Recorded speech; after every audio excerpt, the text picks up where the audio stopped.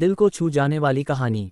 एक सज्जन railway station पर बैठे गाड़ी की प्रतीक्षा कर रहे थे, तभी जूते पॉलिश करने वाला एक लड़का आकर बोला, टिल साहब, बूट पॉलिश कर दूं। उसकी दयनीय सूरत देखकर उन्होंने अपने जूते आगे बढ़ा दिए, बोले, लो, पर ठीक से चमकाना। लड़के ने काम तो शुरू किया, परंतु अन्य पॉलिश वालों की तरह उसमें स्फूर्ति नहीं थी।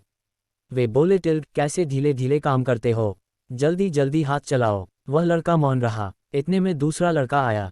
उसने इस लड़के को तुरंत अलग कर दिया और स्वयं फटाफट काम में जुट गया। पहले वाला गूंगे की तरह एक और खड़ा रहा। दूसरे ने जूते चमका दिए। पैसे किसे देने हैं, इस पर विचार करते हुए उन्होंने जेब में हाथ डाला। उन्हें लगा कि अब इन दोनों में पैसों के लिए झगड़ा या मारपीट होगी।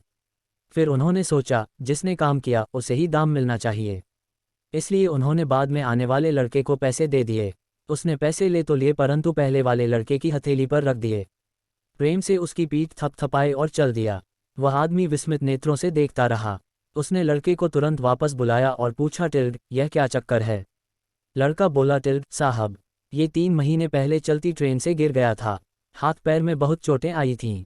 ईश्वर की कृपा से बेचारा बच गया, नहीं तो इसकी वृद्धा माँ और बहनों का क्या होता। बहुत स्वाभिमानी है, भीख नहीं मांग सकता। फिर थोड़ा रुककर वह बोला, टिल साहब, यहाँ जूते पॉलिश करने वालों का हमारा समूह है और उसमें एक देवता जैसे हम सब के प्यारे चाचा जी हैं, जिन्हें सब सत्संगी चाचा जी कहकर पुकारते हैं। वे सत्संग में जाते हैं और हमें भी सत्संग की बातें बताते रहते हैं। उन्होंने ही ये सुझाव रखा कि साथियों, अब ये पहले की तरह स्फूर्ति से काम नहीं कर सकता तो क्या हुआ।